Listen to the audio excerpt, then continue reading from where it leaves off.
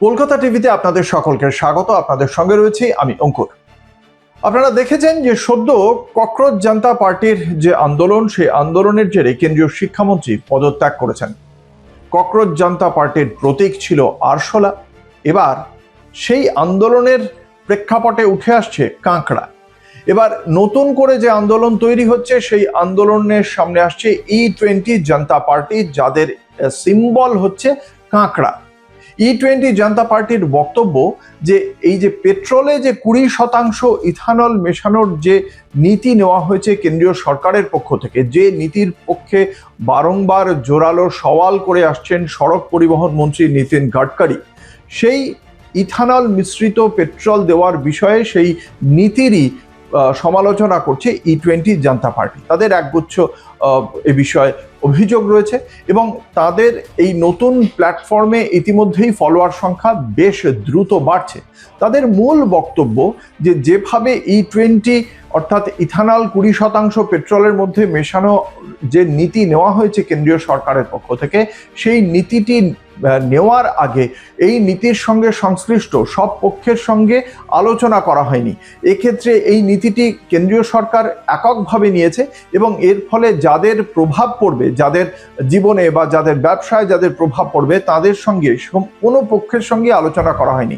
এর ফলে E20 জনতা পার্টির একাংশের বক্তব্য, এর ফলে গাড়ির ইঞ্জিনের ক্ষতি হচ্ছে, মাইলেজ কমে গিয়েছে এবং যে সমস্ত গাড়ি রয়েছে এখনো পর্যন্ত E20 ইকুইপড বা E20 অর্থাৎ পেট্রোলের সঙ্গে 20% ইথানল মেশানোর পরে ইঞ্জিনের ক্ষতি হবে না এমনভাবে তৈরি যে সমস্ত গাড়ি, সেই সমস্ত গাড়িগুলো 2025-এর যে নতুন মডেল তাতে তৈরি করা হচ্ছে। কিন্তু তার আগের মডেলের যে সমস্ত গাড়ি রয়েছে তাতে এই 20% ইথানল মেশালে যথেষ্ট বেশি ক্ষতি হয়ে যাচ্ছে, এমনকি 10%-এর বেশি ইথানল মেশালেও যথেষ্ট ক্ষতি হয়ে যাচ্ছে। ফলে এই গাড়ির ব্যবসার সঙ্গে যারা যুক্ত, পর্যটন ব্যবসা, এমনি নিত্য দিনের যাতায়াত বা যাদের ব্যক্তিগত মালিকানাধীন গাড়ি রয়েছে, প্রায় 30 কোটি মানুষ রয়েছেন এই ব্যবসার সঙ্গে জড়িয়ে, এমনটাই প্রাথমিকভাবে বলা হচ্ছে। ফলে একদিকে যেমন E20 জনতা পার্টির পক্ষ থেকে এই চলতি মাসের একদম শেষে তাদের পক্ষ থেকে একটি অবস্থান কর্মসূচির কথা জানানো হয়েছে, অন্যদিকে ট্যাক্সি চালক, ট্যুর অপারেটর, ট্যুরিজমের সঙ্গে যুক্ত, ট্যুরিজম ইন্ডাস্ট্রি অর্থাৎ পর্যটন শিল্পের সঙ্গে যুক্ত ব্যবসায়ীরা, তারা আবার আগামী মাসের গোড়ায় 4 আগস্ট তারা আবার একটা বৈঠক ডেকেছেন। তারা আবার সংসদের অভিমুখে গিয়ে তারা তাদের অভাব অভিযোগ জানাবেন এবং এই যে দুটি কর্মসূচি, সেই দুটি কর্মসূচির মাধ্যমে আমরা দেখতে পাচ্ছি E20 জনতা পার্টি তারা আবার সামনে আসছে এবং তাদের লক্ষ্য নীতিন গাডকারি। কেন তাদের লক্ষ্য নীতিন গাডকারি? কারণ এই বিষয়টি অর্থাৎ পেট্রোল, সেই তার মধ্যে 20% ইথানল মেশানো হবে না তার থেকে বেশি বা কম, সেই বিষয়টি পরে পেট্রোলিয়াম মন্ত্রকের মধ্যে, কিন্তু সড়ক পরিবহন মন্ত্রী নীতিন গাডকারি তিনি এ বিষয়ে সরাসরি ক্রমাগত জোরালো সওয়াল করে আসছেন।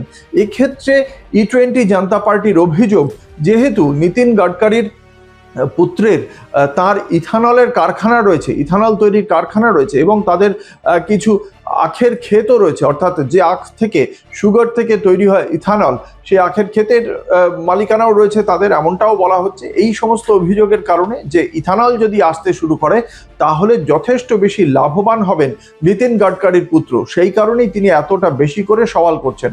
শেষ পর্যন্ত তাদের আরও একটি বক্তব্য যে তাহলে যদি পেট্রোলের দাম কমানোর জন্য ইথানল মেশানোই হয়, তাহলে পেট্রোলের দাম কমছে না কেন?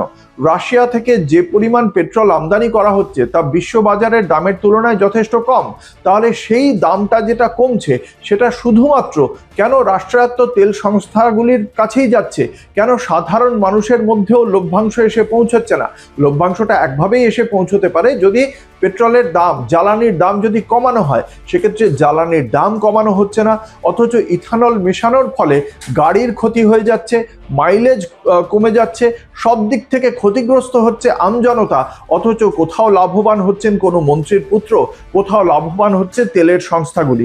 এটাই অভিযোগ E20 জনতা পার্টির এবং তারা এই সমস্ত অভিযোগ এবং তাদের দাবি দাওয়া নিয়েই তারা আগামী দিনে আসতে চাইছেন। তাদের বক্তব্য যে এ বিষয়ে বাধ্যতামূলক না করে যে সমস্ত মানুষ বেশি দাম দিয়ে হলেও খাঁটি পেট্রোল কিনতে রাজি, তাদের জন্য সেই বন্দোবস্তটুকু করা হোক। ইথানল মিশ্রিত পেট্রোল কেনা বাধ্যতামূলক না করা হোক, এমন নীতির পক্ষেও সওয়াল করছেন একাংশ। দেখা যাক শেষ পর্যন্ত কেন্দ্রীয় সরকার এই E20 জনতা পার্টিকে যে বক্তব্য তাকে কতটা গুরুত্ব দেয় এবং এই শিল্পের সঙ্গে যারা যুক্ত রয়েছেন তারা কতটা একজোট হয়ে ককরোচ জনতা পার্টির মতো সংগঠিত একটি শান্তিপূর্ণ আন্দোলন তৈরি করতে পারেন আগামী দিনে, যা কেন্দ্রীয় সরকারকে তার নীতি নিয়ে পুনর্বিবেচনা করতে বাধ্য করবে। সেদিকে আমাদের অবশ্যই নজর থাকবে এবং সেই সংক্রান্ত বিষয়ের তথ্য আপনারা অবশ্যই পাবেন কলকাতা টিভির পর্দায় রাত দিন 7 দিন।